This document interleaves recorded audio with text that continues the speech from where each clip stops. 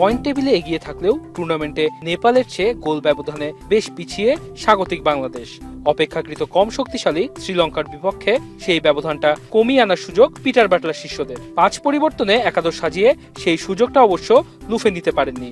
কিংসের অনুশীলন মাঠে শুরু থেকেই আধিপত্য বিস্তার করলেও কিছুতেই গোলের দেখা পাচ্ছিল না বাংলাদেশ।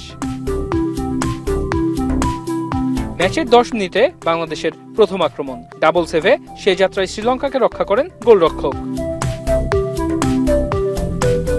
বাংলাদেশের স্ট্রাইকারদের একের পর এক আক্রমণ মুখ থুবড়ে পড়ছিল লঙ্কান ডিফেন্সের সামনে। যদিও ২৫ মিনিটে গোলের খাতা খুলে টিম বাংলাদেশ।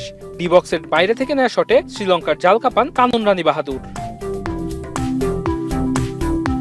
৩৮ মিনিটে বল বারে লাগলে ফেরত আসে সুরমার শট, আক্ষেপ বারে স্বাগতিক ডাগ আউটে।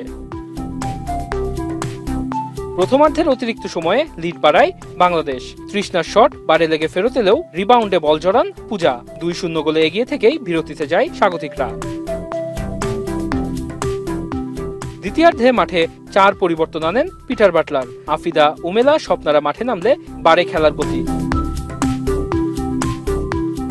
দ্বিতীয়ার্ধে ম্যাচে নিজের দ্বিতীয় গোল করেন পূজা। স্বপ্নার পাস থেকে দূরপাল্লা শটে বল জালে জড়ান রাইট ব্যাক পূজা।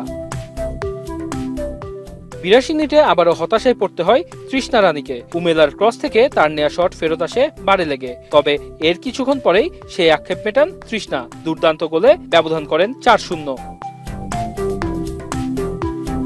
লঙ্কান কফিনে শেষ পেরেক ঠুকে দেন ক্যাপ্টেন আফিদা। পেনাল্টি থেকে স্কোরশিটে নাম লেখান এই ডিফেন্ডার। শেষ পর্যন্ত ৫-০ গোলের জয় নিয়েই মাঠ ছাড়ে বাংলাদেশ। ৫ ম্যাচে ৫ জয় নিয়ে টেবিল টপার স্বাগতিকরা। ২১ জুলাই শেষ ম্যাচে নেপালের বিপক্ষে ড্র করলেই নিশ্চিত হবে সাফের শিরোপা। ওয়াসিল হক পান্থ, এখন, ঢাকা।